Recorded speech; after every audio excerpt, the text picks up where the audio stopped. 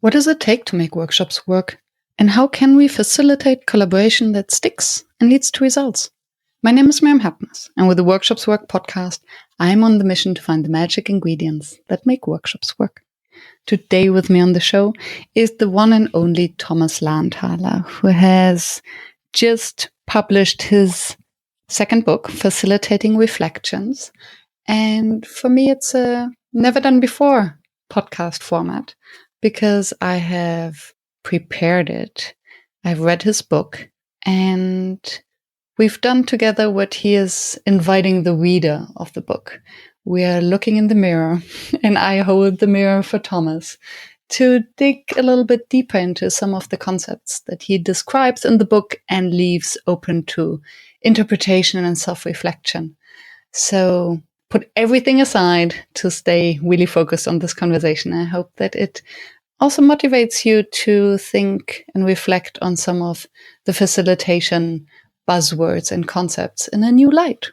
So scroll down to the show notes to find the links to the book if you haven't bought it already, and to subscribe to the show if you enjoyed. Thank you for listening. Thomas Lahnthaler, the one and only, welcome back. Thank you very much for having me back. It's been a long time. It's always amazing to come back. So it's been a long time, and I just finished reading your book. The first read, I have to say. And so this is a never done before moment for me, because usually I'm very proud of not preparing my podcast recordings and conversations. And for today's conversation, I did prepare. So I read your book and I'm very curious to just go through a conversation. I picked out a few sentences that kind of stood out to me, and then hoping that I hear your perspective and have a little bit of a conversation before jumping to the next one. There are ways too many to cover them all. And before we are getting there, maybe you want to share what was your initial intention with the book? So when you started writing, what did you want to write about? And as you finished, what came out?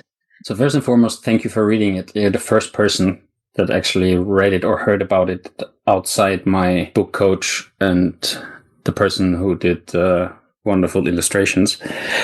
I don't really know. I actually didn't even think I wasn't even sure I wanted to write a book. It was in a way the first.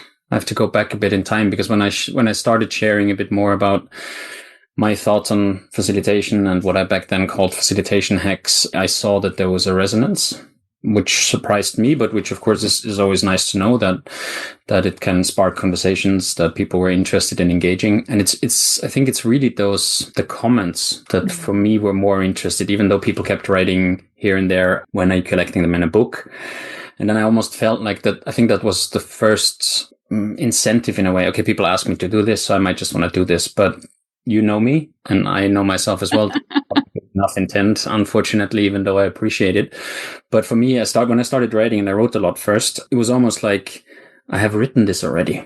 And so it's a bit like there was no inspiration. It was almost like, I've shared that kind of. Didn't seem like I wanted to put that in a book because it's already in what's somehow my blog anyway on LinkedIn. But then there was still something else going on. I felt that there was something going on, something sitting there. I personally went through a transition that we have spoken a lot in our repeated conversations in terms of where does my facilitation journey lead me? So what's next for me? And it felt somehow good to kind of take a look in the mirror, and also these facilitation hacks. It was interesting because after a year, I went back to the first ones I wrote. I'm like, I'm not even sure I think this still. So this is when it started. And I had, of course, the privilege to work with a fantastic book coach who will also be recognized in a few days when the book's out. But Jane Harjono, whom you also know. And she was very patient with me, but she helped me to find exactly what you asked me.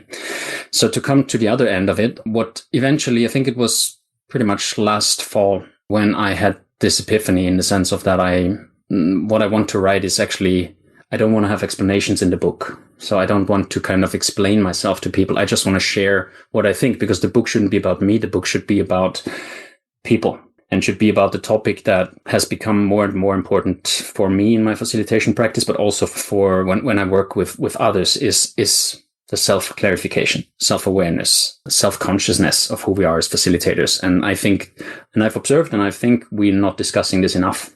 People might be doing it to different degrees, but we're not talking about it enough. So that became ultimately my driver. And I went through the same process writing the book. This is also what somehow is in there with some of these sentences that you mentioned before and other things, but they should just really be stimuli for a conversation and not the ultimate truth or the only truth or the way to go. This is just a glimpse behind the curtain of what I think currently, which might change again in the future. Beautiful. Thank you. Yeah, and what really came through for me was the bottom line that facilitation is more of an art of self-exploration than the craft that we can learn. I think one follows the other for me, right? So I believe that when we just talk about the craft, we're not doing ourselves justice in a way, because we're showing up as who we are and with our wonderful stories, difficult stories, values, experience, beliefs, views. And somehow I feel we so desperately try to put that all into the box of a facilitator mandate that it becomes a bit limited almost, right? And because it's so, the narrative goes more and more into like, we're just the guests and we're just guiding and just following and all those things, that we forget that we come with way more complex background stories, and they all feed into what we do, and they all feed into how we show up, and they all feed into what we decide to do and how we guide the group. So leaving that out is almost a bit like you make it very technical. You focus on, you talk about the people in the room, but it's almost like there's this big blind spot that is you who is also a person in the room. So for me, they kind of they belong together in a way. Yeah. So there's so many ways we could approach this, and I will just pick sentences. So I have your book. I highlighted sentences, and I'm like, okay, they could be interesting to explore. Just to put them there, we see how far we get in the time we have. Good. Frameworks are wonderful structures to hide behind. For me, it's difficult now to not bias people, right? Because of course the book is intended to create reactions in people without explaining too much. So I was a huge fan of frameworks, like my whole career pretty much, because I find fascinating how people manage to put things together in very effective ways that always lead to something that makes sense in the sequence, that kind of seem to trigger things in people. The older I got, the more I started to play with frameworks, in the sense that I took them rather as inspiration than as how-to guides, because framework consists of different elements. For me, it's comparable with a car or with a bike or anything else. So you can take it apart and you can switch other things in and so on. And that's what I find exciting too, because you're not necessarily changing the whole idea of the framework, but you almost like a cover song. Right? That's what I would describe it as. A cover song is also an appreciation of the original song. But what I also learned, and this is a bit where this sentence come from, is that it can be very easy. It can be a very easy way for me to meet a group. I'm very comfortable with one framework. I use it all the time. I feel safe. So that means, back to what I've said earlier, I don't necessarily have to show up as myself. It's almost like I can use it as a safeguard because I know the method. The method always works. It's like everybody has their favorite tools and favorite exercises and stuff. And the same goes for frameworks. And for me, I've learned that I use frameworks more often when I'm not feeling safe in a group, when I feel safe in a group. Because when I feel not safe in a group, this is in a way, it gives me structure. It gives me kind of the path that I can go. It gives me something that I know how it works. But when I leave it away, or when I dissect it, that's when I start to move into the unknown. That's also when I might make myself vulnerable, right? When I use a technique that is from A to Z, there's so many techniques out there. I'm not going to mention any of them now, because that might be heard as a criticism, which is not what is meant at. But the point is, when I use the method as it's outlined, I know what they get. I know what I get. And for me, there's a part of connection missing. Not necessarily connecting, because I'm focused on that path, and I am very well safeguarded. That's how I felt anyway. So, yeah. How did it feel for you reading this sentence? There's a part of me that agrees that, yes, a framework is a structure and then we can go on autopilot. There's another part of me that sees the framework as a scaffolding that helps me to focus on what's really relevant, because I don't have to take care of the structure. And then I think it can be a trap to over rely on it. So if it crashes, then everything falls apart. The way I picture it is almost that I hold it up in front of me, right? And then I can, of course, when it's needed in situations, I glimpse out and I can basically handle whatever comes up. But then I go back, let's go back to the framework, right? Or let's go back to the next step, or we have to move on to this step now. And I had a very interesting conversation with a good friend of both of ours, Ewan, a while back.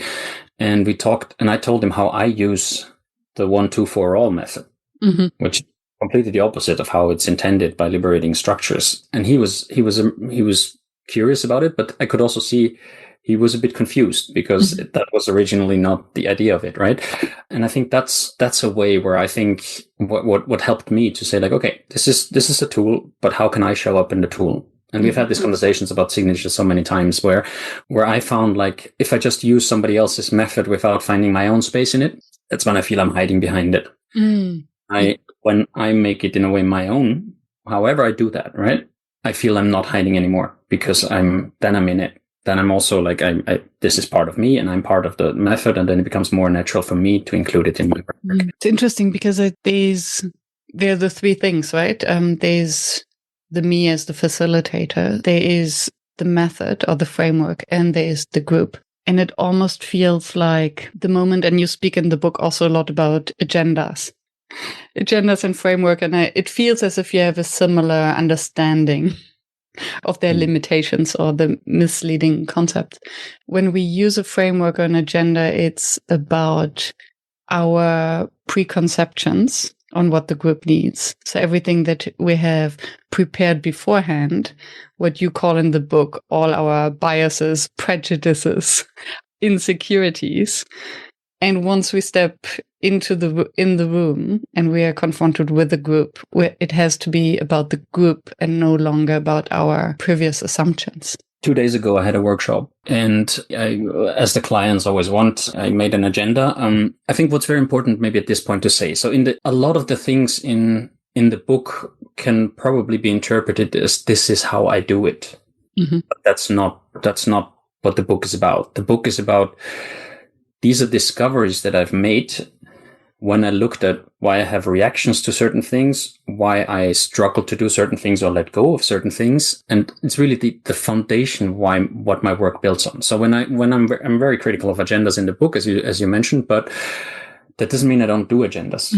And because I understand that it's not, but I wanted to find out what's my issue with agendas. And that's also why it gets a lot of space, because I clearly have lots of issues with agendas. But back to that workshop, I made an agenda and I had a plan, and then and then, of course, we get always this information from the clients beforehand. And as much as I try to keep that limited, as you know, it always comes. And there was a lot of concern that the very introvert group and the people have very bad experiences with previous team days and stuff like that. So, of course, and that influences us as much as we want to, and as much experience as we have. We've heard this many times. Still gets through somehow. Also depends on which form and shape you're in. And it got a bit through to me this time. So I'm like, okay. Got a bit insecure about the original idea.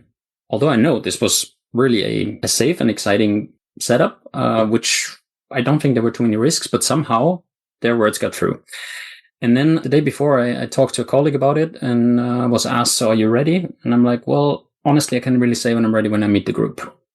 And when I went there and I went back and forth if I should switch around some exercises and drop some or not. And then I came in and I introduced myself to the group, as I always do. And that's when I knew, like, I know how this needs to go, right? So the agenda wasn't so important anymore. But I met the group, I met the dynamics, I met their, like, how they met me. And that's when I knew how to go. But yeah, as you say, we have all these opinions and worries and insecurities beforehand, and they only kind of dissolve or get worse when we meet the group. And what I hear in your response is that you felt safe with the group, because you just mentioned that you need, it's easy to hide behind a framework and agenda if we don't feel safe.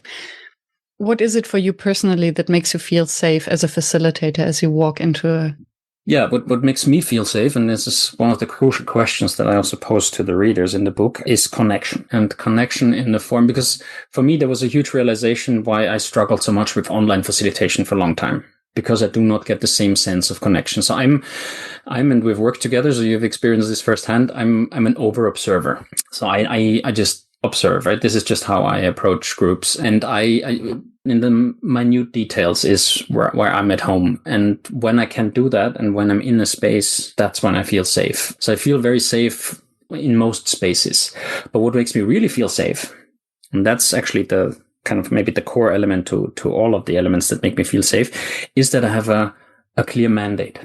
Because I was not, when I was younger, I was quite extrovert when I went into groups. This has really changed over the years. And now when I go to conferences and stuff, I'm always the one like wandering around and like not really engaged in any conversations, but of course observing and listening in and stuff.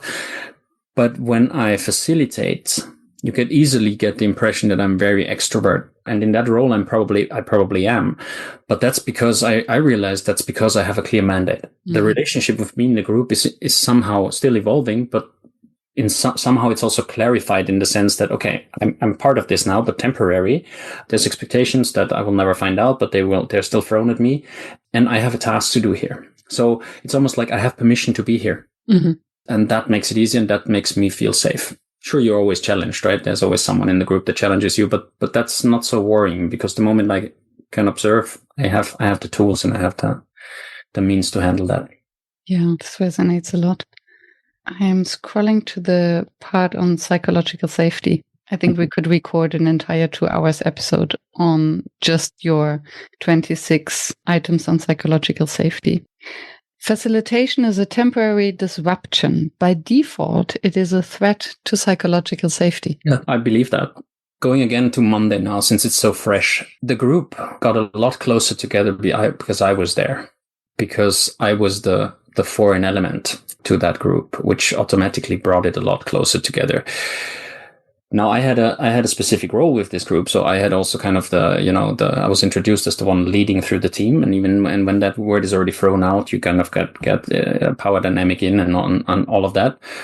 But people don't know what's happening because I didn't share an agenda. I shared a very cryptic one, but yeah, that's a threat, right? And of course, psychological safety, and we've had these exchanges also over the years. I think psychological safety is often reduced to a feeling in a situation or feeling in an interaction. I think that for me, having worked in crisis and conflict zones, is bigger than that. It's simply a sensation of how you are also in a space, how close you physically are to someone else. And I believe that we as facilitators are often very foreign elements, because we have agendas, because we have games planned, because we have tools, we have frameworks, and not everybody feels comfortable with that. And already, if you go back to the concept, if one person doesn't feel safe, per default, you already have an issue, right? Also that I think we can discuss a lot about, but looking at the concept. So for me, it's always important to remember that's why this is so important. Why I also have this as a thesis in the book. It's I believe that. So I'm very aware when I go into a group that might be the case. It might actually not be the case, but I have to be aware of it. And I often also make that explicit, saying I can understand that you don't know me, and I hope we get to know each other. So I'm also someone that's very explicit about those things that I've really evolved over the years. But we disrupt, because it's not every day that there have facilitated events or facilitated sessions. Unfortunately, of course, many of us want that, but that's not the case. So it's out of the ordinary. And we're all, if we're taken out of the ordinary, we're all disrupted, right? So, and that does something with us in terms of uncertainty. Yeah, because I think for many, the way we communicate in workshops is alien. Yes. Not interrupting, waiting until it's our turn, writing down, being in small groups. So another concept that you speak a lot about in the book is authority and power. And the way you described your approach to psychological safety in relation to facilitation reminded me of authority and power, because you're walking in as a facilitator with the agenda and a plan, even though you might disregard the plan, but it means you have more power because you have less uncertainty. So you're way more confident, right? Because for you, the uncertainty is not as high as for the people that are there. And I very quickly always flip that switch a bit. So for example, what I did in this workshop now, I made an assumption quiz. right? So I have this thing where at the beginning I draw myself, and then I read a few facts about myself, and then I have like 5 things that are not revealed. What did I have this time? Political. Where do I stand on the political spectrum? What are my religious beliefs? My guilty pleasure, my age, and can't remember what the fifth one was, music or something like that. And then they do a quiz about it, right? And that can be very vulnerable. I've had other categories as well, but what I want to show them that is I'm not the game master here. Mm-hmm. I'm also in this, and I'm equally vulnerable here. And I'm equally willing to take also the step into that, because they said, you're not going to be offended. I'm like, no, because you carry that assumption anyway. So how can I be offended? That's about making it explicit, right? So it's so for me, there are a lot of these power and authority. Of course, is for someone who looks like me and comes from a place like me is very important, because I worked the majority of my career in places where I was the white guy from the rich country, right? And man on top of it. So I had to deal a lot and spend a lot of time reflecting on on how I'm being perceived, on my behavior. Because there's also the danger to overcompensate certain stereotypes or assumptions that you have that others have about you. So there's also, because there's one element in the book which was very interesting when I did it, is this whole, how do I perceive myself and how do I think others perceive me? And that was an exercise that I did often. I repeated it often throughout my career and often after workshops, because it's revealing, right? And it can be triggered by so many things like behavior, speech, simply the words we're using, right? I mean, we can sound very intellectual or we can sound very vulgar in the same moment. So it doesn't, and that's all the power we have. But we're often not aware that all of that is power. There was one part in the book, and I will not try to find the sentence right now because every minute is too precious. It was something along the lines of, one of the biggest threats or dangers of a facilitator is the desire to be liked by the group. And from what you just shared, it sounds like the moment we assume or acknowledge that they have all these judgments implicitly that they don't articulate, if we just learn to live with that as a default, they don't like us, then we cannot feel offended whatever happens, because as you say, it's only the matter of making what's there already explicit. Yeah, if somebody thinks I'm on the far right political spectrum, I am ultra-conservative Catholic because I come from Austria naturally, and I'm 50 years old, all of which are wrong. I can't change that because that person carries that belief anyway. I can only change it when I know and when we talk about it.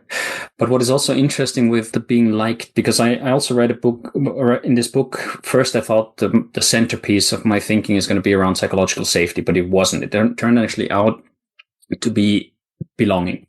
The need, I think it's our most fundamental need that we have. Sure, you can always say survival, but at the same time, I think we can't survive without belonging. So it's a bit, I think belonging is something that really drives us way more than we acknowledge. And the problem is that we mistake belonging for being liked. And those are not necessarily, for me, those are not necessarily linked. I can still be part of a group and not be liked by everybody. But I can still identify and they can accept me as part of the group, but we don't have to be best friends. So once you let go of the idea that everybody has to like me, you also create way more space for you to take them or guide them outside their comfort zone. It's way more difficult to be confrontational and to be honest and to maybe push them a little bit when you have a very likable and close and almost like a friendship-like relationship with participants. We all know that it's difficult to tell our friends the truth sometimes, right? And so the closer you get, the more difficult you sometimes might be ending up in a situation where you can't do the things that might be necessary in a situation. So I think it's just important, again, to reflect, like, how important is it for me to be liked? Or do I supplement being liked with things like belonging, connection? And where does it really, like, where are the differences for me and how does that show up in my work? Yeah. And I think that's such a confronting one. I think that, me included, so when I started reflecting on it, how important is it for me to be liked and how far am I willing to push the group, challenge the group, even if it would mean that they didn't like me anymore. I really had to pause and to be really honest towards myself. And I think I'm there's something to explore because it seems to be still important to me. And I can see the danger. And what while listening to you, I came up with that I'm thinking of a manager, a parent, and a clown, where all three have authority, have respect, and must not necessarily try to be liked. Yes, I mean, I think those are great examples, because also we want to be liked, but then we also take ourselves the liberty to take sometimes decisions that are not popular. Mm-hmm. And that doesn't work together. So we can always do that with a smile, but it will not be popular, at least not for everyone anyway. And I think what's interesting is, and there's this episode that I also share in the book. Well, my episodes all stop at kind of the moment where I want people to think what they would have done. There's one episode where I lose it at the group, right? At the end of it. And I really I completely lose it. And that group didn't like me anymore. There was this, I wouldn't say the connection was completely broken, but the connection was purely reduced to a functional relationship. Mm. So we still have this half day and we're going to just do that. And in many ways, this was great, because that last 2/3 of a day or whatever we had, that's when the work got done. Mm. That's when the conversations were honest. I stepped way over the line. There's no question about this. But I felt I was pushed by the leadership into that. I was abandoned by the leadership, right? And all of that. So, but I said what nobody else said. And of course I made myself popular, but again, it brought the group closer together and the topics were on the table. So I took one for the team in that sense, even though I wasn't even part of the team as such. But what happened afterwards was the respect was still there. So they respected me in the sense of that they listened to what I asked them to do, and there was no obvious rebellion or anything. But there was no warm goodbyes or mm-hmm. I wasn't called back or anything. I mean that was clear. But the work got done, and I think they made a lot of more progress in that last half day, a bit more than that, than they did in the 1.5 days before that. I on this story in the book, and I love these stories. No, I love and I hate them because they are such cliffhangers. I'm like, no, you cannot don't let me hang in there. I want to know what happened next, which is pretty much how you facilitate as well. So I just love the consistency of your book. So one note that I wrote under this story to ask you in this podcast is, what would you do differently with the knowledge you have today in that same situation? I really did a very honest reflection. And that, in a way, I wouldn't say this story followed me until when I wrote it in the book, but it followed me a few years after that. Because I couldn't make up my mind whether this was... I would still stand by what I did in that sense, because in that moment, that's what I felt. But of course, it wasn't necessarily what I would say professional or anything. It might look different now. A few years ago, I would have said it's not professional. Would you like to summarize it for those who haven't read your book yet? So what happened was there was a 2-day workshop. We were called in. It was the whole organization, not a very big one, about 50, not even 40, 50 people, something like that. I was doing it with a junior colleague, and we were asked to facilitate basically conversations around the topics that came out as key topics in that organizational survey that they did. The problem was that there was one topic that came really, really high on all, or low in all the ratings, which was the appreciation. And people just didn't feel appreciated by the leadership. Now I explained the way we work. You know how I work, right? I said we can take this, but I want to have the buy-in of the team that these are the topics that we want to work with. And so we started off that day that the leadership was on board with the plan that we had made. We started off with, that's for example, how I use the 1, 2, 4 all, right? I use it for collecting topics. And then kind of at the end, we had I think 5 topics that the people wanted to work with over those 1.5 days. None of them was appreciation. And I made it very clear at the beginning of the day, whenever there's something you're not happy with, please let us know. Write us a note. I could feel there was very little psychological safety in that team to begin with. But we followed, right? They kept saying everything is fine. And I mean, I didn't trust my gut enough. That's one thing I would do different, because it wasn't fine. And I saw that. But I also, and this is of course something I would do very differently. Before this workshop, not long before that, I had worked with a new method that I had learned. Speaking of frameworks and methods. And I thought that was a great method to use for this team. I learned that method requires way more psychological safety. It requires cultural aspects. That culture where I was there weren't present. So in short, that first day didn't go particularly well. But at the end of the day, everybody said it was a great day. People were happy. The leader was happy, and they were having like drinks at the end of the day. And I was with my colleague. We were having dinner, and I said to her, like, there's something off. Don't trust this. But we've given them 5 times the chance. You know how you justify it for yourself. But I said to the leader, to the CEO, and I said, like, please ask around. Okay. And then the call came at 9:45 in the evening. It's a catastrophe. People hate it. We're not even discussing anything we should be discussing. So it was a completely different feedback than they gave me to my face, right? And they were basically saying, like, it's a horrible hire, and there's like what a failed investment, and all those things. So and the leadership kind of went on their side, even though she had told me like an hour before how happy she was. And the next day I opened up again, and then this feedback came directly to me, and I had from the group, and also very harsh.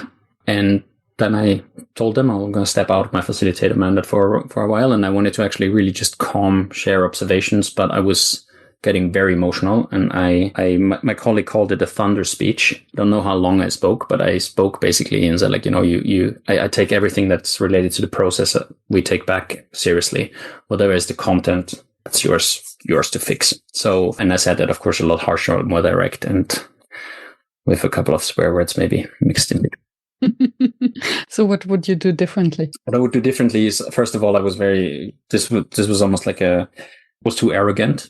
I was way more concerned about my methods than really like, okay, just, maybe this is not your playing field. Maybe just do it simple and make it easier for the group to actually cut forward, knowing that there was a little psychological safety, a couple of misjudgments along the way, and trusting my gut. Like, which was very clearly already screaming after half a day, like, this isn't going anywhere. So finding and also connecting not only to leadership, but more to the people during the session. Because I was very colored by the leaders who basically behaved exactly like the people criticized. They were not honest in that sense. So these are the things I would do differently. Thunder speech, I think the story is also called Just Human or Only Human or whatever. I think that I stand by that. It happened, taught me a lot. People got stuff done afterwards, so maybe it was good for something. But of course, maybe it finds a spot in your book because it was probably not very professional. Thank you for sharing that. What somehow came to my mind, so what we talked before this anecdote is the importance to be liked by a group. And how difficult it is to step into the space to acknowledge that, okay, the group doesn't like us. They might still respect us or see an authority in us, and we have to fill this role. And I was thinking, okay, how can I combine that? How can I link this with what I like to believe is that as a facilitator, I have to fall in love with the group. And then I realized that it makes perfect sense. And it's a very unconditional love. Mm-hmm. That, okay, you don't have to like me back or love me back, but I'm still there in service to the group, and we'll speak about that. Mm-hmm. And it also came up with what many say about their families. I love them, although I don't like them very much. Yeah. What is also an interesting part here, and that is, I think, comes out also in my book here and there, is that I have an issue with the concept of group. I think it's an overused umbrella term because it takes away the nuances that I think are so essential for our work. Because when you say, like, you want to fall in love with the group, I think we could do a dissection. What you actually fall in love with when you fall in love with the individuals and the interplay, or so it's kind of the secret lies in the nuances there, and I think this is also what makes our profession so beautiful. Thank you for pointing that out, because I actually realized that I do not want to fall in love with the group. I do want to fall in love with every individual of the group. Because I think when I fall in love with the group, then there's a sort of expectation and for almost harmony, and there's an expectation of how the group is supposed to function together. When I fall in love with every individual, then I'm curious about and even if they are, air quotes, the difficult people, I love them because they play a crucial role and they're contributing and revealing something about the group that I would not see otherwise. I think that distinction, right? So this is also something where very at the beginning when I started writing this book, this was one of the first triggers that I kept increasingly feeling when I read contributions on LinkedIn and when I heard like these general advices, like, it's all in the group or the wisdom is in the group. And yeah, I see what people are trying to say, but I also think it takes away the beauty of why we do this, which is the individualism, which is the interplay. Because I know that people try to describe it with that term, but at the same time, I think there are a lot of fallacies because of that term. I think we making things seem too easy while they are actually way more complicated. Like the example that you just brought, right? It's every individual contributes, and every individual contributes to the dynamics that are happening. The difficult one, inverted commas, the introvert who doesn't say much, the extrovert who says something all the time, right? So they're all contributing, but what the interplay is what makes this interesting for us. Because if they were all just sitting there alone by themselves, we wouldn't be able to do much. But because we see them reacting to each other, we see them taking the roles, we see them switching roles and so on. This is where the beauty lies. And this is also why I try to always refer to the participants rather and avoid the group as a term. Like that. Without striving for active resistance from the participants, you won't design the most memorable experience. I think at another stage in the book, it says that I believe that the moment we have no resistance, or if we don't have any resistance or anybody by resistance, I don't necessarily mean that they're pushing back, but like that can be just reactions, or it can be like a sense of discomfort or any other reaction that is a bit against like that, yay, let's do this, right? I believe we're not moving in a zone that is uncomfortable. And I believe that facilitation, for it to have an impact, and I'm not even speaking about transformation at this stage, but for it to have an impact, be memorable, and for people to kind of take something with it afterwards, they need to remember it. They need to have an emotional engagement. And positively that can happen. But also I speak about balance a lot. If it's only positive, it would be nice, goes in the memory books, and fine. We refer to that was so much fun, and that's it. But if we want to take something with it, if we want to really say what we claim we do, like we're going to kind of push transformation or guide transformation or stimulate it or invite to, or whatever word you use, I think we need that. Resistance for us is an indicator where the boundaries are. So my boundaries are very, very different from yours, right? So I might feel like I feel super uncomfortable with one-on-one check-ins. I hate one-on-one check-ins. This is also why I don't do them, right? Because they're exposing me. I cannot hide anywhere, right? And as an introvert, I'm like, okay, now I'm confronted and yeah, whatever. Others love them, right? But that's, for example, a boundary. And if I can get that out of a participant in a way that they show me this boundary, then I can design things around it.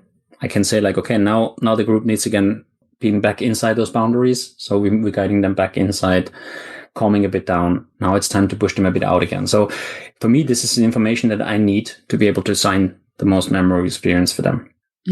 Thank you. It's interesting. I hear it a lot, the one-on-ones. So it's as you say, some hate them, some love them. In my workshop, I always start with the turn to your neighbor. Sorry, apologies. So if a participant then has the courage to say, oh, one-on-one, can you put me in the group of 3? Can we do it differently? How do you react to these kind of things? I do it. But because I also, at the beginning of every workshop I do, I create a reference point. And that reference point is that in my workshops, everything is optional. I don't believe in forced participation. I don't believe in putting people on the spot. I don't believe in calling on people, because what I aim for is that people find their own ways of contributing. Yes, I can facilitate. That's also the job, right? I can give them different avenues for how to go about it, but they have to cross the bridge. And that reference point, when it comes relevant, I also say this. When I know I do something that can be very challenging, or that I feel is very challenging. Sometimes it's just me, right? Sometimes it's just my own assumptions. I add it on. Remember, this is optional. But what I also observe, simply saying that makes people safer, because they know they have a choice, right? And this is also again from my other book where I wrote about this. What we don't like is not having a choice, or the feeling we don't have a choice. And by that, I give them a choice. And there's very few times, I think I can still count them on one hand, where participants said they opt out of things that we did, because sometimes they even said afterwards, like simply the fact that it could be optional made me already feel better. Yeah, because then it makes it safer to try if we know that we can still say, well, I tried it, no need more. And it also shows I'm not imposing something on them, right? It's like, sure, you can. I mean, there's also communication things, right? You can communicate it in a way that it sounds like you're imposing it, but there's a lot of our own assumption flying around in that as well. Yeah, in the end, it shows almost the highest level of respect on the ownership and responsibility for them. So we respect them enough to trust that they can take their own decisions, even if they're opposed to our instructions. Yeah. There are no good or bad facilitators.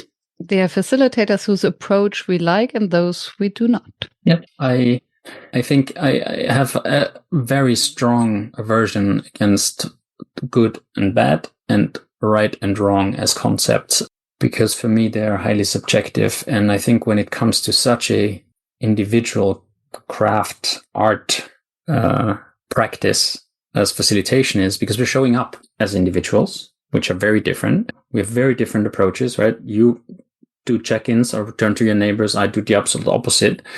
Whether this is good or bad, it's not for us to judge, right? I can only anyway judge it when I'm a participant, not when I'm another facilitator, but it's a completely different topic. But it's also then, it can turn out in retrospect that didn't work for the group. Did it make it bad facilitation? No, because the question is, what did you do afterwards? How did you handle the situation? How did you move forward? And bad facilitation in that sense can be a bad day, but it cannot be I don't think it's a general judgment that's fair, because we're not the ones facilitating, right? And I see that very often, like, our bad facilitators do this and this and this. That's your opinion. My opinion is not that the bad facilitator does this and this and this, right? Because maybe in one workshop, what the bad facilitator does is actually exactly what's needed. So there are these generalizations that I'm trying to work against here. And I think what I'm underlining is that it's subjective, and good and bad are really not general categories as they're often put out there. Although I agree with the binary judgment of good and bad and how careful we have to be with it, I still see the danger or a risk in creating a space that is not intentionally held, where there is a lack of care, connection, curiosity. And then I wonder, maybe it is exactly what the group needs. This can be pure coincidence. And there is a difference between walking into the space without an agenda, without a framework, being ready for emergence, and walking into a space with total judgment, overconfidence that we don't need to prepare. And again, I would just move away from the categories good and bad. I would just, as I said, like, you don't like these things. As a participant, they might even go so far, this was bad for me, I didn't like that, or was a bad facilitator. But then again, we don't know the backstory of the facilitators very often. We don't know what they're briefed with. So there's so many factors that come into this, which I find that when we use these terms, it's almost too limiting. I've been a bad facilitator for my own, like, many times in my career. Others didn't agree. Some did agree, right? So it's so colored by our individual, because at the same time, turn it around and say, like, being categorized as a good facilitator, which you have been often, which I have also had the privilege to be categorized at. I find that very tricky, because I don't know if I'm going to be a good facilitator in my next facilitation, right? So it's almost like you create an expectation that this is such a great facilitator, and then, like, okay, I'm coming into this group and it really doesn't work.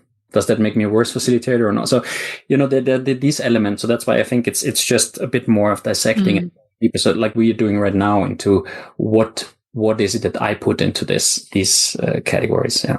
And what comes up for me is one very painful memory that I will share in a second, where I've clearly been a bad facilitator for the group and maybe myself, and that there's so many nuances to what facilitation is.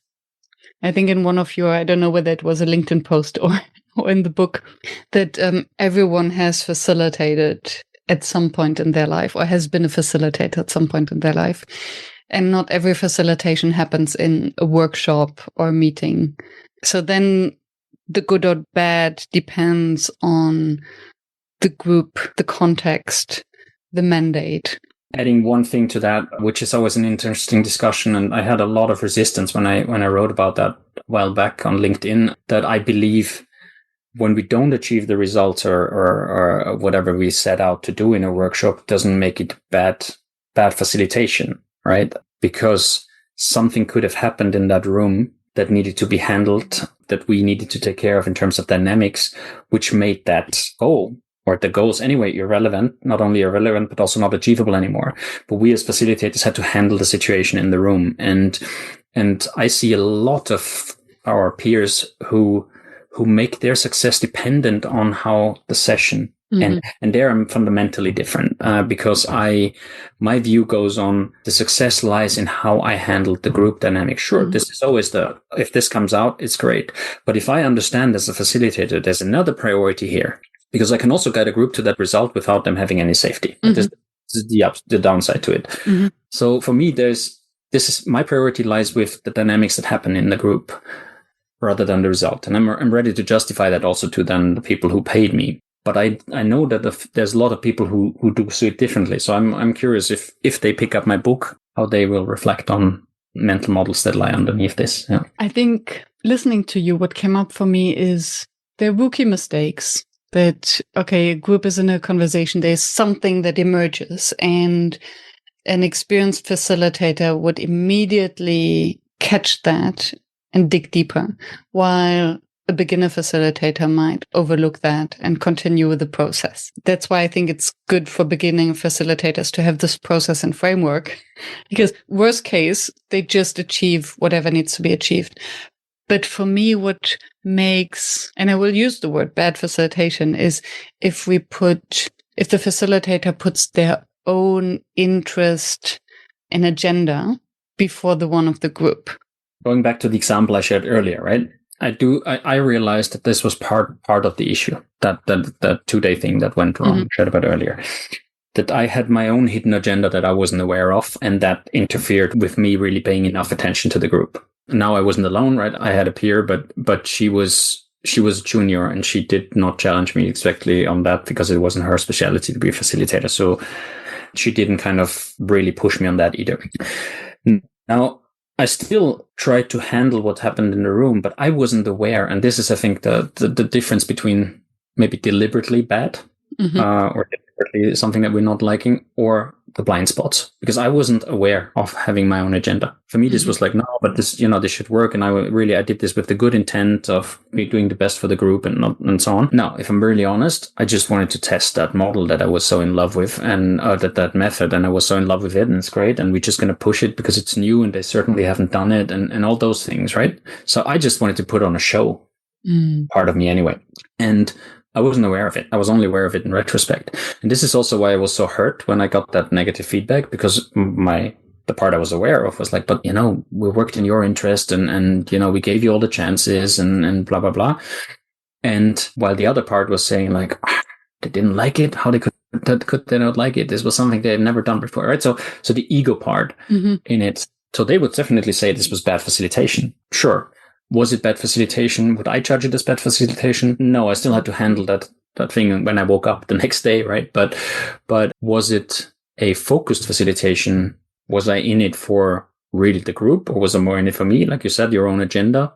That becomes a bit tricky to answer. And I think the honest answer would be that it was at least 50-50, with a bit of a tip to me on the first day anyway. Yeah. Yeah. And I think that's another argument against the frameworks, against air quotes. So to be treated with care. If we fall in love, and I've been there, I fell in love with my frameworks and with my activities, and the workshop that I referred to earlier, where clearly there was a misalignment between my understanding of what facilitation is and the groups. And I came with a beautiful idea of what I will do with the group, and misread, and I always thought, just this one activity and then they will get it. So I had the mindset, they will get it at some point, instead of, meeting them where they are. Cliche, and saying, okay, so how do I have to change, or how do I have to adjust to give them really what they need in this moment?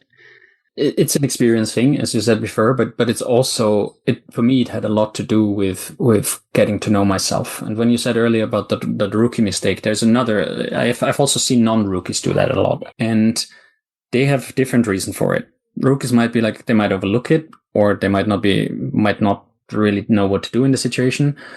A little bit more experienced to do it, they try to steer away from whatever comes up, because of either that's a trigger for them, or they've met bad experiences, maybe as a rookie in a similar situation.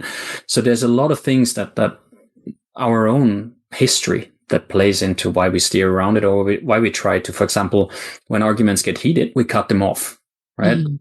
And this is something that is not easy to not cut it off, or to know when to cut it off. Maybe that I should say it like that. But that can be because of our own relationships to arguments, or even childhood traumas, right? So, I mean, everything plays into how we show up, which is also why it's so important to take that look in the mirror and say, like, okay, this is my relationship to heated arguments. I don't like when anybody swears because of this and this and this, because there's lots to discover. And I discovered a lot of things that are not in the book about my own journey, and how what I have experienced from when I was very little till now, how that actually really affects how I show up, and how that can impact me on any day when I work with a group. Yeah. There was one thing that really, I had to put your book aside for a moment to reflect on it. Let me find it. And it's something that you also come back to quite a few times. The most vulnerable person in the room. And so you have these prompts in the book for self-reflection. And one of it is, here we go. Note down how you determine who is the most vulnerable in the group, and where you learn to do it that way. And I've never thought about that. And suddenly it was as if there was a kind of, how do you call these huge lighters in a stadium, was on my blind spot.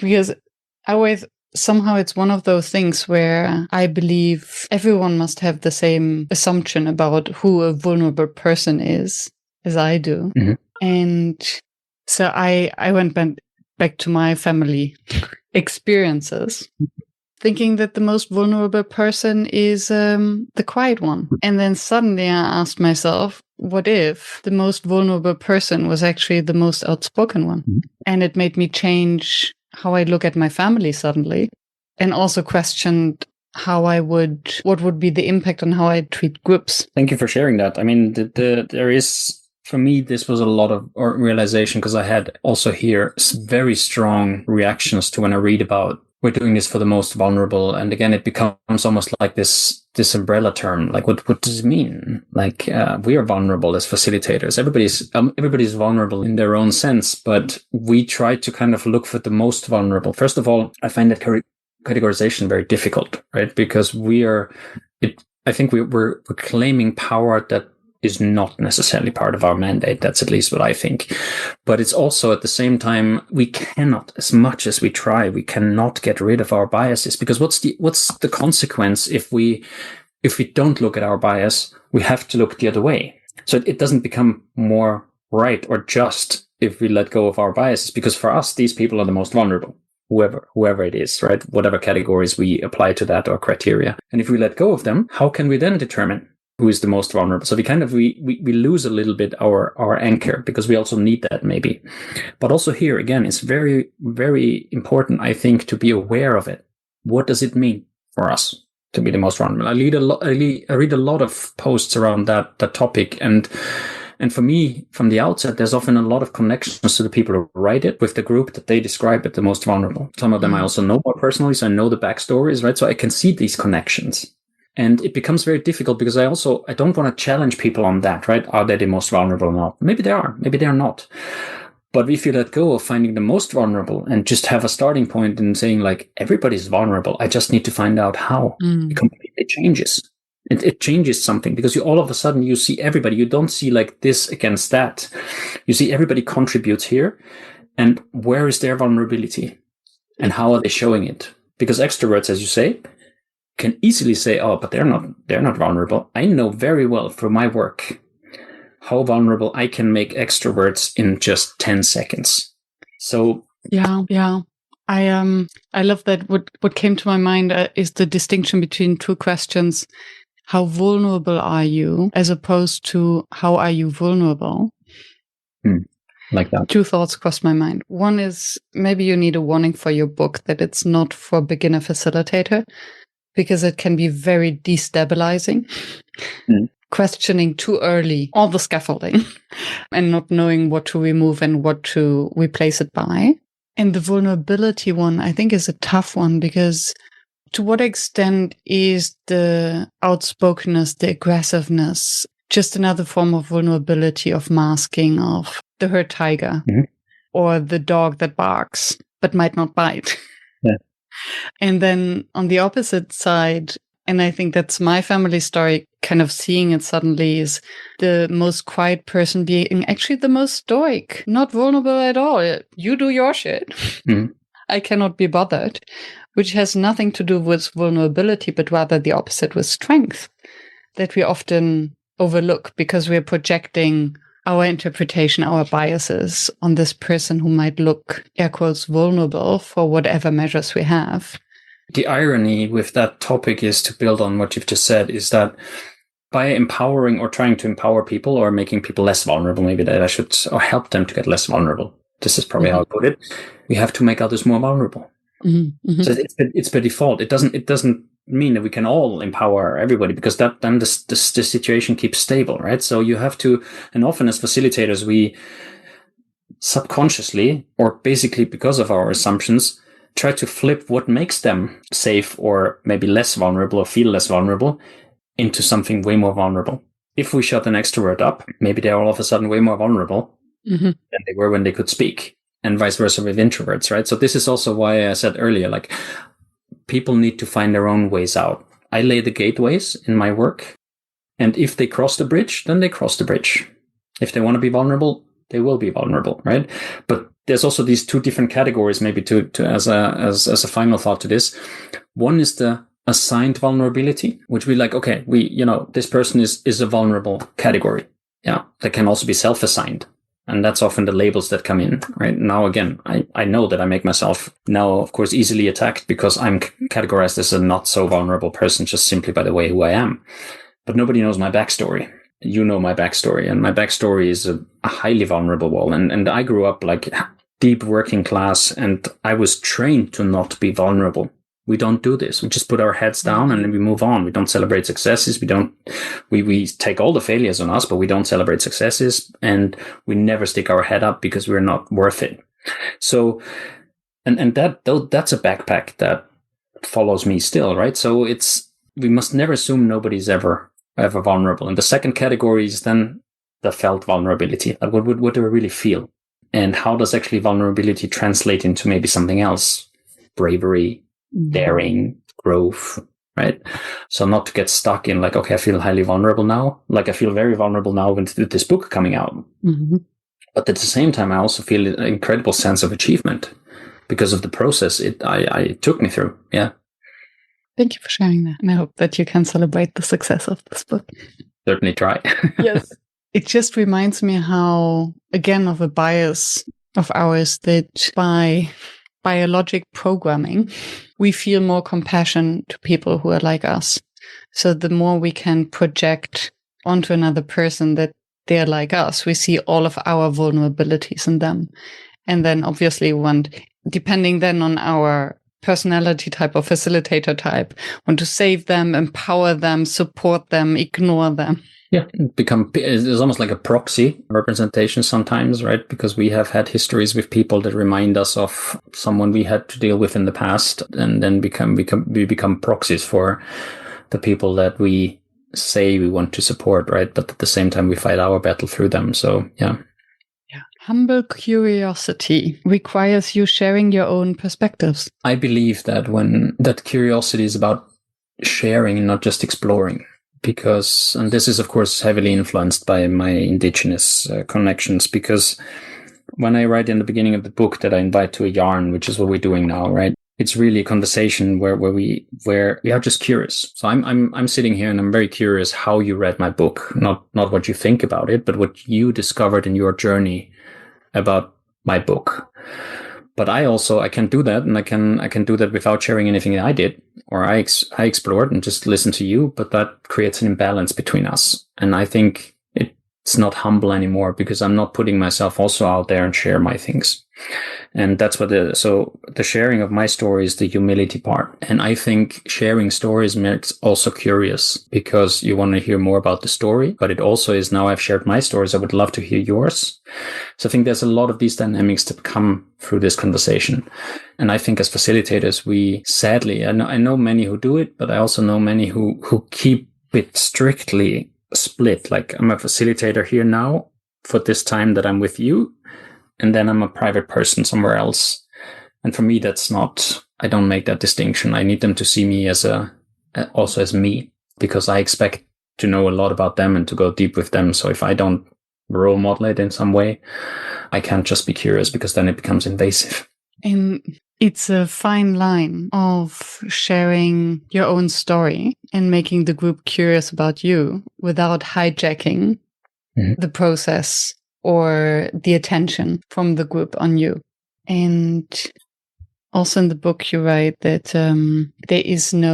there cannot be any certification to facilitation. So where do you learn this balance? I think you can just learn it by experiencing it. What I hope to achieve with this book, and I know with that sentence I make a lot of enemies, I know that, but I've been outspoken about it before. I believe that the key quality of being able to know yourself is a start. Because once you know yourself, you know what you need, you know what makes you feel safe, you know your blind spots, you know, and you will never be done with that, right? But just the skill that also needs practice. Self-awareness is for me a skill that needs practice. And after every workshop, after every preparation for every workshop, this is what we should be doing. Just a short check-in. We can do that with somebody else, right? But then again, there's a bit of a projection issue there as well. And I think that's where it starts, because we will notice after a while, we will get better at noticing we're out of balance. And then we will be we will be quicker to find out what put us out of balance. And the skill of like, when is it too much? When is it too little? That's something where you will have to learn how you feel comfortable, because some people are great storytellers and you could listen to them 20 minutes without having the feeling that they hijack anything. Others, you listen to 2 minutes and you feel like, okay, this is not going to go anywhere. I don't want to hear anything about this anymore because it's just about them, right? So everybody is unique here as well. And some people don't like to tell their stories. They just like to tell jokes or facts or make references so it's not really all about like, I'm exposing myself here completely, but it's showing up as more than just the head of the facilitator. And as which there are many things to discuss about that. The first association I had when I heard you speaking was of riding a bicycle. You cannot explain or teach someone how to ride a bicycle. You have to sense the balance, and you fall down a few times. To my daughter, because this is exactly the conversation I had. Like, I can't teach it to you. You have to learn it. Yeah. And I think it was what you explained is exactly that. You have to sense it. And for everyone, the balance is a little bit different, which then brings me to another word I wrote down. So, the words that kind of take more space in your book, I have the impression. Authenticity. That depending on the personality of the facilitator, this 20 minutes talk will feel authentic and inspiring, and someone else, like, you're hijacking the group. What's your understanding of authenticity? I wish I could find a... Simply explain. I think authenticity is not something that we decide individually. So I can always be authentic, but whether you see me authentic or not, I have very little influence over, right? And that's 2 dimensions. And in the beginning, I thought like, these are the 2 dimensions that I think are important where it plays. But then I thought that it wasn't quite complete, because there's always the context dimension. So how we behave in a context, how we show up in a context, how we relate to certain unwritten rules that are in a context. Like, when I reflect on the facilitation experiences that I've had in all the different cultures where I was, if I was authentic, 100% authentic, I would have not gotten anywhere because, or like, as it's often defined, right? because I would have had very different beliefs, I wouldn't have been able to accept certain ways of doing that were standard practices and traditions in these cultures, because it was going against my beliefs and what I really think. I could also, for example, not have facilitated a couple of days after my mother died, which I had to do, or father last year, where I had to run a workshop just a day after he died, right? And I can show up as not at my best, and I was very explicit about it too, but I can still do my job and be authentic. So for me, it's not a fixed thing. So authenticity is not something I'm authentic or I'm not. Mm-hmm. We have a space in which we can move. And I think that's also something we will learn, and we have to explore, like, how far can I stretch so that I still feel I'm not giving up myself here. I'm true to kind of the emotions that I feel to the degree that's possible. I'm true to the context where I am. And I accept maybe different opinions that people have about me, without kind of giving up, like adapting too much to what they want to see. So this is how I define it. It's a space. It's kind of a spectrum, almost like Yeah. What I hear is integrity. So how can we stay true to ourselves given the boundaries defined by the context? Also integrity, I've heard so many different interpretations, right? Because I know a lot of people who put it really in integrity very much connected to the professional sphere, right? Mm-hmm. Others say like it's a holistic concept about who you are and how you show up as a person. And I think it doesn't really matter so much how we define it, as long as we know what we mean and where it comes from and why we think the way we think about it. What we stand for. And somehow the concept of authenticity often showed up with the word of transparency. What is the relation for you? I think there's often a conception that I perceive that we feel that when we are authentic, we kind of show everything of ourselves. But I don't think that's necessary. I think that whatever we show, if it's true to what we believe, true to kind of the extent that we can adapt to the context, we're still authentic. And then there's the third category, which we have little to no influence over, which is anyway how we're perceived. But I had a conversation, and I think I shared that at another. I'm not sure we talked about it, but I shared it at one point. I had a conversation in Afghanistan, which is a very difficult one, about their admiration for Hitler as a warlord, and how proud I must be. I was asked how proud I must be to be an Austrian, and that was, for example, a very difficult. I mean, that's an understatement. I was warned about it that could happen because others had experienced it before. And I was just like, okay, so I'm not sure how to handle that situation. So what I did is I just withdrew for a little bit, because they got very engaged in the conversation and I wasn't really the main actor anyway. And they shared all their beliefs. And that's kind of when I got to know where this came from. Because the first statement was just simply, well, you must be proud because, you're coming from the country of Hitler. And I'm like, what do I do with that?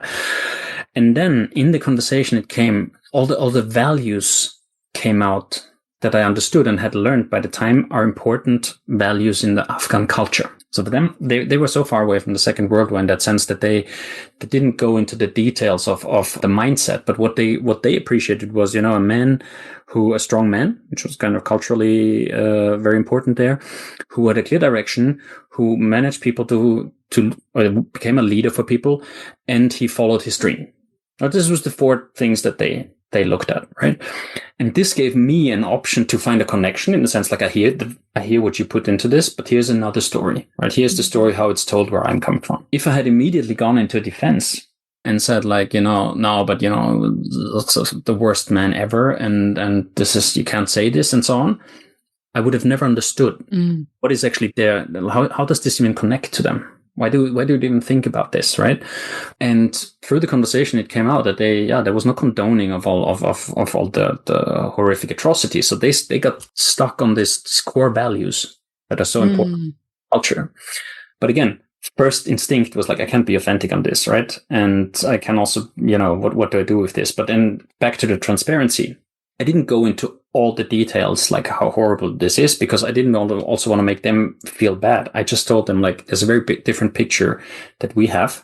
He's no war hero, and there's just the history is just different about this, and still appreciating where they came from. Yeah. Thank you for sharing that. And it's, I think, one of those moments where falling back to clear values. You have what you stand for as a facilitator. What I hear is connection. So how can you disagree with a group while remaining in connection. And this ownership on the group and your role as a facilitator, as opposed to, oh, let me teach you something. Here's something that you don't know about history. Luckily, I'm here to clarify, because you didn't have the mandate to be there as a history teacher. Maybe 2 or 3 more words on the context. I was also seconded into that organization to work with them. So this was basically per default, my line manager who asked this to me. So I would also have been completely stepped out of context, right? Because I cannot kind of in front of everybody else contradict my line manager that way, right? So that was, for example, the context part. And they understood, they were surprised that I wasn't very proud, right, of this part of my history. But because of the conversation, they understood, they were very surprised. And so their perception was also that I was authentic in it, right? Mm-hmm. And that was all because I didn't kind of jump on the immediate urge to defend myself. Because one thing I've learned, and this is also something that I really pass on to a lot of people, is adapting to a context and not sharing all the core values that I have openly, and maybe kind of being silent about values that I do not agree with because the context requires it, doesn't mean I give up my values. Mm. And I think this was my first fear in that particular situation. If I don't speak against this now, I'm with them, right? But it's not. And sometimes, and we often want to work for change, and sometimes it requires us to continue working what's there to be able to change it afterwards, because otherwise we don't even find the access to do it, right? I love that, because at the end, that's our story. If we don't object, if we don't contradict, then we are part of them. That's our story. It's not theirs. Yeah. And the way we react to such a confrontation this is the problem with triggers, right? Mm-hmm. As long as we still have an open wound, we will become defensive, judgmental, aggressive. When it's a scar, we can take a step back and oh, that's an interesting perspective you have. That's different from my own. Tell me more. Yeah. And this is going back to the yarns, right? Because I can take from that conversation whatever I choose to take from it. Mm-hmm. I can take nothing if I don't want to. Now I know they have an admiration for Hitler. Fine. I also know why that's the case. Fine. I can take that with me and say I add that to my reality, whatever they said, or not. It was just a conversation. And this is in a way taking back ownership over your story, because I shape my reality with whatever I pick and choose from others, plus from what I bring. And that we can only, and I think that that works best, I think, if we share the stories, if we're not trying to convince each other, because then we very quickly go into defense. But if we share, just okay, you have a story, I have a story, like we've been doing for the past 1.5 hours. So we share our perspectives, but it's not about, I'm not trying to convince you of anything, and you're not trying to convince me of anything. And there's so many things that you've said where I'm oh yeah, that's a beautiful nuance to the thought that I had, which already expanded my reality, which I take with me, right? And other thoughts, they stay with you, because I'm yeah, I see them. I can see where you're coming from. From where I'm coming from, they do not necessarily fit into that picture. But that doesn't make them wrong, or it doesn't make them bad, or it doesn't make them worse than anything I think. It's just a different part of the same picture we're looking at. Yeah. And I think that's something that many indigenous societies or cultures are much better at. The concept of, it's not about on whose side we are or what's right or what's wrong. It's accepting we all have our own realities anyway, and then being curious about the reality of the others. And I think especially I have the impression that we are confronted with so many realities, so many harsh opinions very closely. We carry them in our pockets, that it's a very important skill to hone as a facilitator, and maybe to spread. That's a little contribution we can make to the world. This is also the space that at least I'm trying to create, where these realities can coexist. Because one thing is let's merge all realities into one reality, and then we walk out of the room, right? My guess is not everybody will be happy with that, because it's also, why should my reality be merged into another one? That's giving up autonomy and ownership over my reality. I can still keep my reality, right? And I think that's the beauty, is that you don't create parallel, but you create a big picture that has space for all the realities, where you accept that part of the picture is not necessarily mine.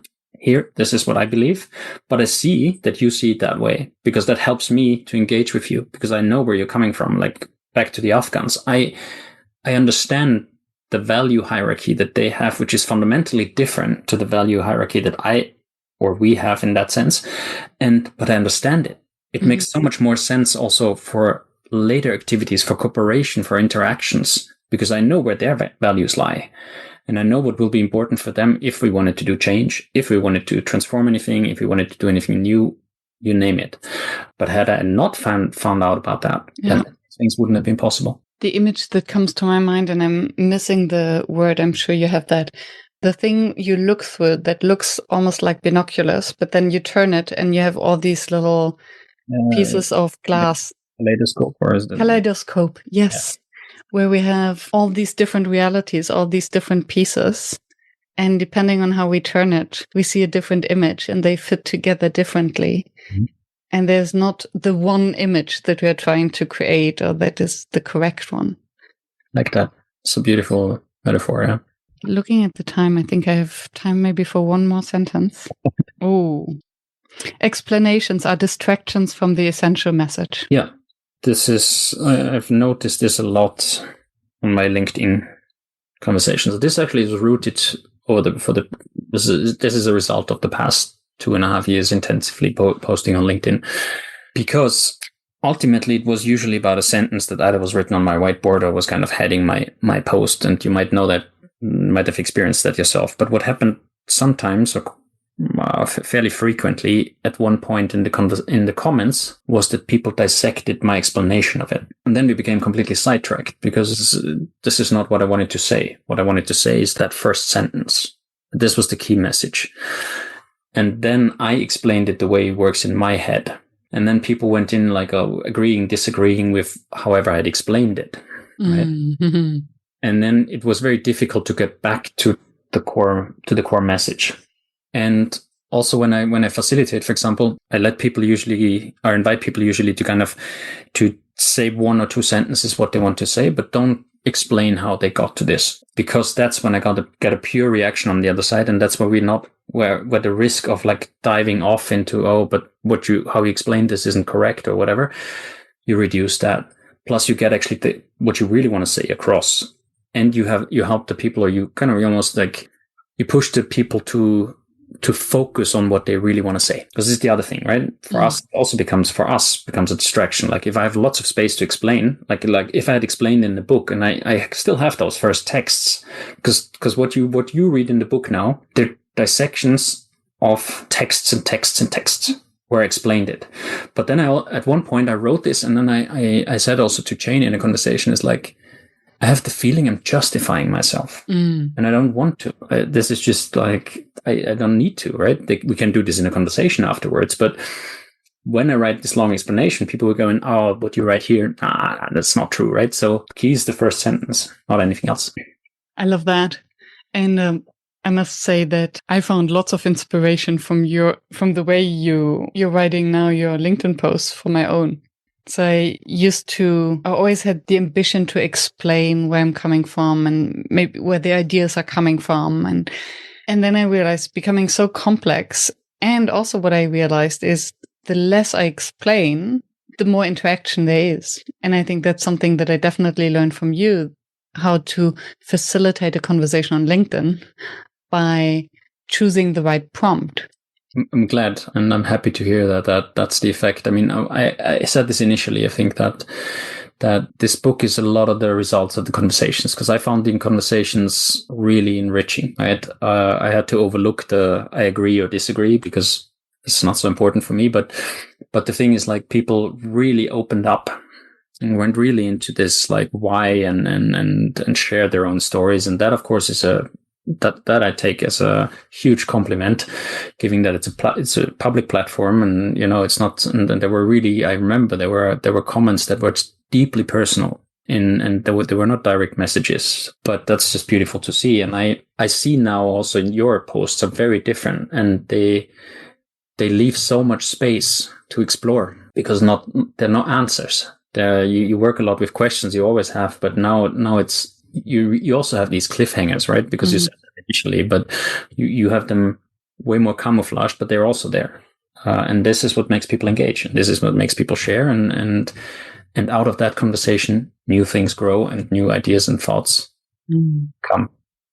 And again, it is a very fine line between creating a cliffhanger and hence stimulating autonomy, ownership, curiosity, as opposed to creating confusion. And then participants discussing, okay, so, there was no explanation. What did he mean? What are we supposed to do? What is right? What is wrong? And I think I write that at one point. For me, a helpful distinction for that is it's important to tell the participants what they need to. They need to be clear on what they need to do. They don't need to be clear on why they need to do it, because that's something that is for them to explore, right? Because also I've learned that especially the way I work, right? If I tell them already beforehand why we're doing this, their mind goes that direction, and that's the only direction they will explore. But I've learned that when I leave it out and just say, like, we're doing this now, so please, I invite you to do that and that, they will always ask why we're doing this. And it's like, and then my famous sentence comes, like, the instructions are thought through and complete. But what happens afterwards, right? I can always say afterwards my intention if I want to, but I also notice that that's for me always so surprising where their minds go. Because I had my idea where this is going to go and why we're doing this, but they often have very different connections because of their stories, because of the working relationships they have, the experiences that they come with. And I think that can be a loss if we prime it. Yeah. And I can see a huge trap, because for me, it's closely related to authority and trust. So a group will follow your instructions without understanding the why, trusting that you have thought it through and it will make sense. If there's the slightest doubt, there can be a huge resistance, and not the kind of resistance that you described in the book that is actually helpful. No. Their participants are like children. They smell when you're not convinced about what you're doing. And so you have to be convinced. And again, my style of facilitation is not everyone's style. And I know that some people like to work with more instructions than less, rather, right? Mm-hmm. Other people like to be more visual, right? All of that helps. So yeah, not pushing anybody in my direction, but finding their own way is the key. Yeah. And at some point you wrote, sometimes the purpose of a workshop is to find out what the purpose is. No, I wrote that because I feel, and I don't think it was her intention, but I think Priya Parker's amazing book on gatherings has created a purpose fever among facilitators. So it's all about purpose, and we have to find a purpose. And if there's no purpose, the gathering doesn't mean anything.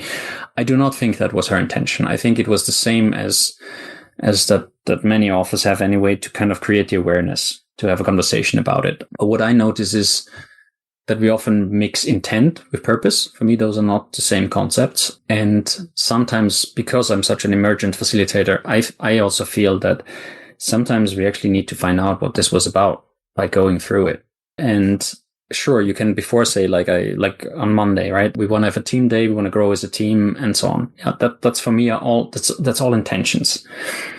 And the purpose at the end of the day, I asked them, so what was today about? And then they said, today it's just about having actually a good time together, and that's great. Yeah, but we didn't really discuss beforehand, like, we have to have a good time, right? Because that puts pressure on people. So I think purpose is great to have in the back of our minds. I don't think we should make ourselves dependent on it.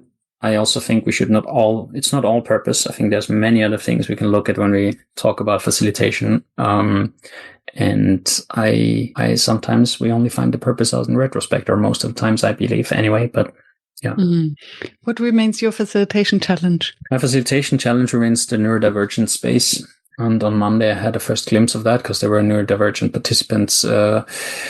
I know that there's a lot of learning also from my private life, having someone close to me who is neurodivergent. I see that is a completely different type of facilitation in many ways, also because of the uniqueness of the neurodivergent base, and nobody's like the other person, right? And that is something that I really want to explore more, because I believe we with the undiagnosed neurodivergent situations. I believe we almost always facilitate a group where there are neurodivergent people in it, and sometimes we might have categorized them as extrovert or introvert while this was something completely different, right? But I also know that, for example, there will be a lot of challenges. The way I've facilitated for most of my career does not work that way. So there I have to find myself in a way working in a neurodivergent space. And this is the challenge that remains for me.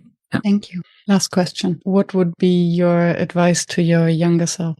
What would be advice to my younger self? Do this earlier. It hurts a bit to look in the mirror, but there is no way that you don't come out stronger at the end of it. And I don't regret, but I wish I had done this sooner. But I probably wasn't right, but I learned a lot by doing, and this is also what I advise other facilitators to do. Just throw yourselves out there. Don't try to imitate other people. Become yourselves and look in the mirror more than you look at the participants, because ultimately they are anyway mirrors. But yeah. Thank you so much, Thomas. Thank you. Thank you for staying tuned and for listening until the very end.